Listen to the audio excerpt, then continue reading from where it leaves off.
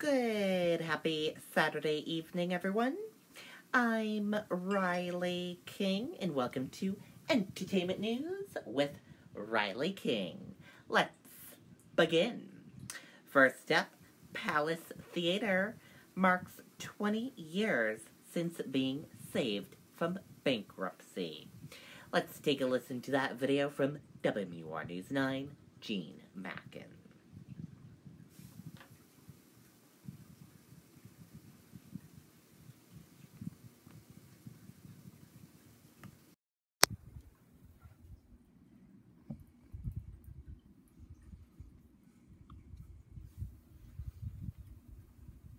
This is the Chevy Trax, the Chevy Equinox, the all-new Chevy Blazer, and the roomy Chevy Traverse. No matter what you're looking for in an SUV, Chevy's got you covered.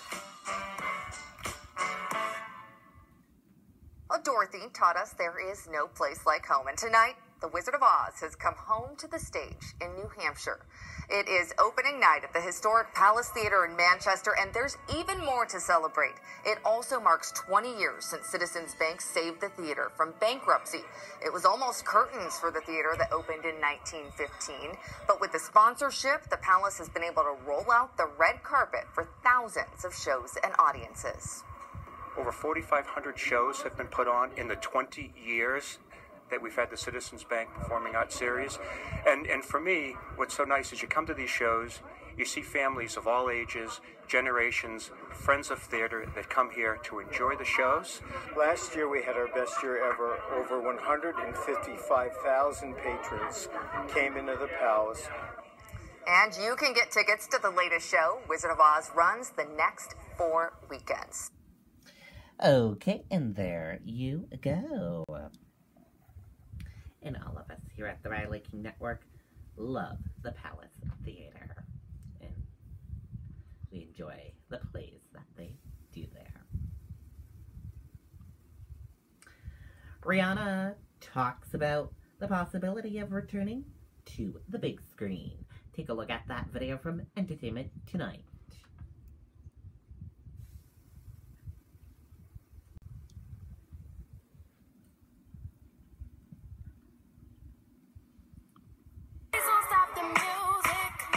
Something happened the other day after we caught up. Lizzo just made your fans go berserk. Gosh, I love Lizzo. I would collaborate with her on the lights for this interview. And it was like everywhere. Oh my gosh, yes, they got a collab. So now that I brokered the deal, is it a done deal? Do you need a Brookersphere or something? Girl, that's a hustler move if you did. Right. I mean, I would not like to, but I would have to respect it. Lizzo is a beast, and she's actually, like, validating that within women and making them feel confident, which is everything I stand for. So I admire her a lot. Riri Couture Givenchy was everything we wanted to be last night at her 5th annual Diamond Ball, which raised over $5 million for her Clara Lionel Foundation. So what are you most proud of accomplishing with your charity? I'm really proud of the fact that people come back year after year. I'm also really proud of the fact that we have a lot of newcomers every year for them to give their heart, their gifts. It means a lot. Finally, you've given your fans little golden eggs. Are you hinting to everyone that you're going to be the new Poison Ivy and Batman? Oh, that?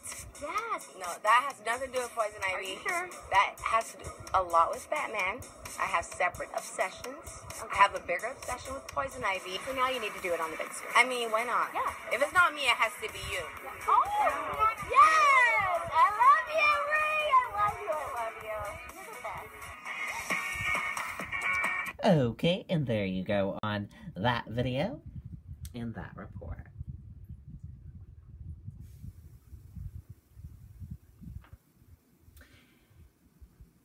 Anna Nicole Smith's teenage daughter opens about her love of acting. Let's take a look at that video from Entertainment Tonight.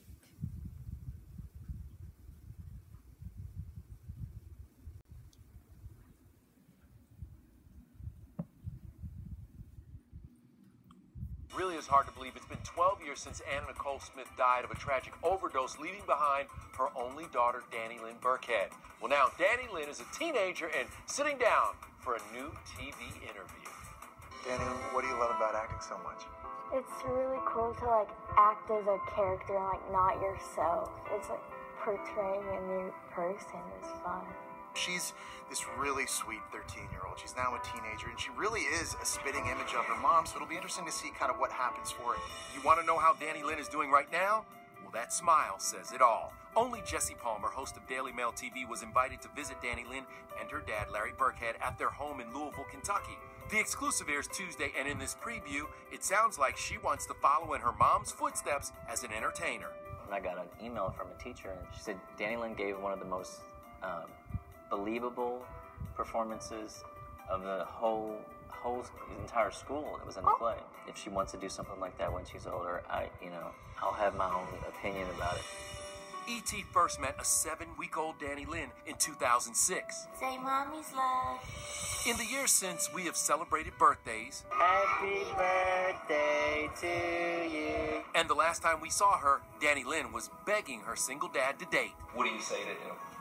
You, mister, will go on a date or I'll have to force you. Now that she's a full-fledged teenager, Jesse says Larry's biggest challenge is preserving Anna's memory in a social media age. He has to navigate through, I think, a lot of challenges, and that is how you're policing the information that your children are getting online. So much of it is true, a lot of it's not true.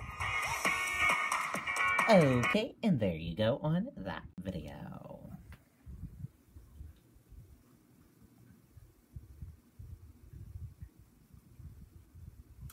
Felicity Huffman sentenced to 14 days in prison for college admission scandal. Let's take a listen to that video from Entertainment Tonight.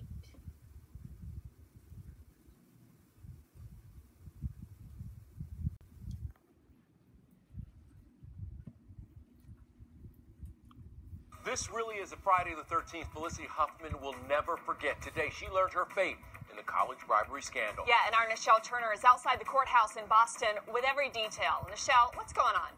Yeah, Brooke and Kevin, it was intense in there. The air was thick. I was inside the courtroom when the judge announced her decision. Felicity is going to prison. Felicity, have you prepared yourself? You're sentenced to prison time? After a dramatic hearing, Felicity was sentenced to 14 days in prison, but that's not all. The 56-year-old actress will also have to pay a $30,000 fine and perform 250 hours of community service. It was a devastating afternoon for the couple. Felicity and her husband, actor William H. Macy, both cried inside the courtroom. After the sentence was handed down, Macy comforted his wife and rubbed her back. The couple looked defeated as they walked out of court. So what's next? Felicity will have 6 weeks to prepare for her 14-day prison sentence. She must turn herself in by October 25th. So where will she serve time? Well, her team is pushing for a low-security federal institution in Dublin, California. It's 347 miles north of Los Angeles and about a 5-hour drive. But ultimately, that decision where she goes is up to the Bureau of Prisons. Prison consultant John Doc Fuller, who is the author of A Day in Prison, expects that Felicity will be assigned duties, won't be allowed makeup, and the new routine, nerve-wracking. Inmates tend to lose weight. They become more health conscious. They begin exercising to offset the stress of incarceration. Shortly after the sentencing, Felicity released a statement apologizing for what she did and saying, quote, "I can promise you that in the months and years to come that I will try and live a more honest life." Prosecutors argued that Felicity lied and sent her daughter's fraudulent SAT scores to schools all over the country to get admission for her daughter, calling it intentional criminal conduct. It's interesting to point out that Felicity's attorney made what could have been a dig at Lori Loughlin and her case, arguing that Felicity did not enlist her daughter's participation like some other defendants. And Lori and her husband are up next to face the music. They each face up to 40 years in prison. They have a status hearing on October 2nd. Okay, and there you go on that video and that report.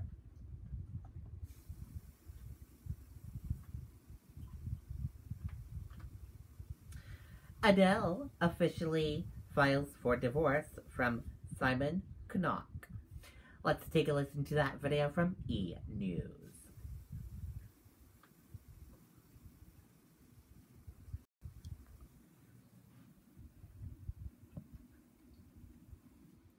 Adele has made a major step in finalizing her split with Simon Kinnicky. Mel, I know you have some details on that. What's going on? Yeah, that's right, Jason. After more than 7 years together, Adele and her entrepreneur husband are officially ending their marriage. Yesterday, Adele filed for divorce in a Los Angeles court. The filing comes 5 months after the couple announced that they were splitting. Now, at the time, Adele's rep said that they're committed to raising their son together lovingly. The couple was last seen together in January at an Elton John concert, and they were always very, very private. They secretly wed a year before their son Angelo was born in 2012, but Adele didn't actually confirm that marriage until 5 years later in 2017. Now, according to reports out of the UK, Adele didn't sign a prenup when they were married, and People.com reports that because Adele filed in California where they have property, Simon could be entitled to as much as half of Adele's earnings. Now, some estimates put her earnings at around $180 million. Oh, my chest just started hurting. I know. Ooh, Not small change why didn't she sign a prenup? This was a lot of people don't. But, you know, she loved him, and I actually think the fact that she's filed for divorce... That doesn't mean you don't love somebody. 5 months after they split shows you that this is amicable, right? Like, they've taken some time to work things out, now she's filed the paperwork. Yeah, I can't breathe. You act like it's coming out of your account. It feels like it. I feel for Adele. That's just like she worked hard for that. So, but you know, it happens. It's a learning lesson. It does happen. You know. All right, let's talk about happier couples news. You've got an update on Cara Delevingne and Ashley Benson. Yeah, that's right. Cara really opened up about their relationship in Net-a-Porter's digital. Okay, and there you go on that video and that report. All of us here at the Riley King Network wish Adele the very best.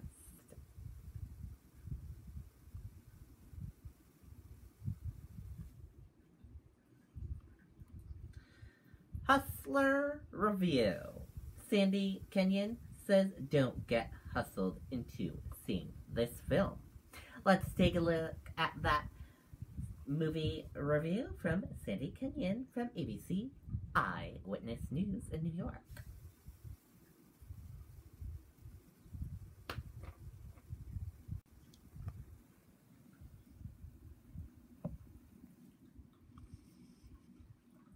Empire Today here to show you the easiest way to get new floors. Shop at home. Empire brings samples to you. Hundreds of options.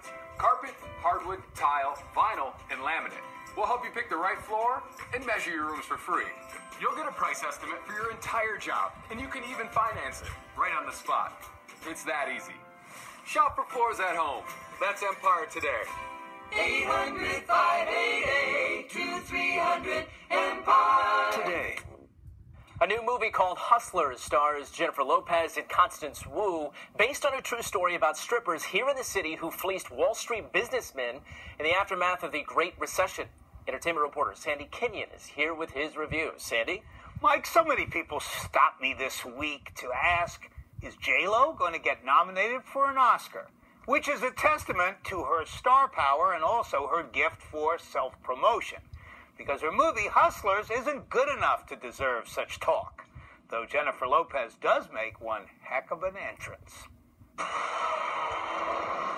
Her power grabs you, and J-Lo's months of hard work to make her pole dancing believable pay off.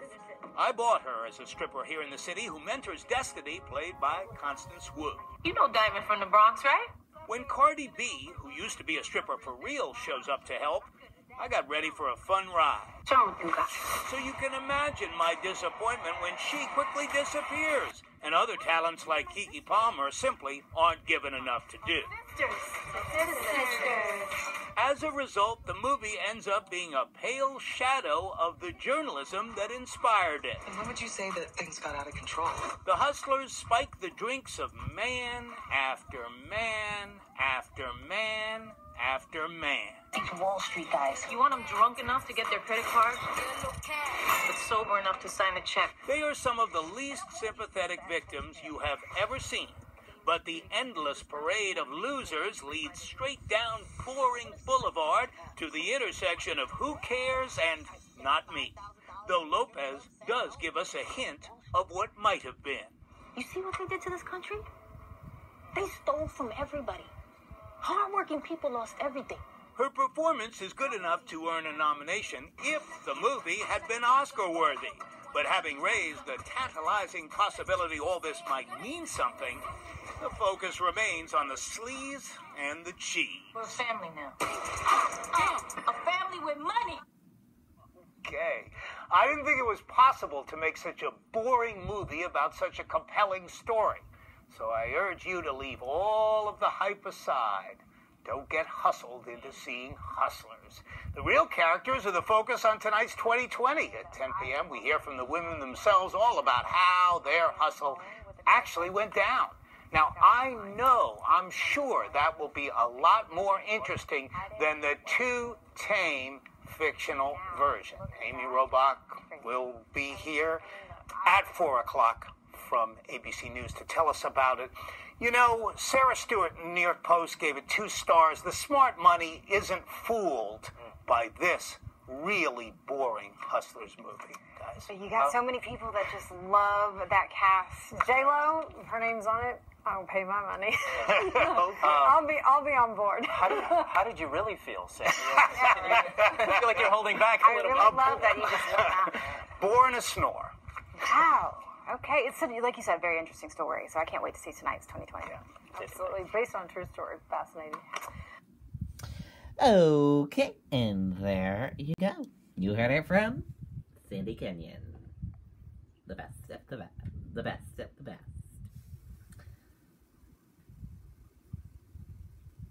And now let's take a look at those famous birthdays, those celebrity birthdays that happened today.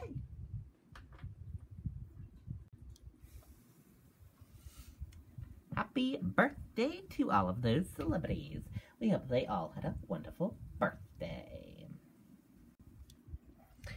And that does it for this Saturday evening edition of Entertainment News with Riley King.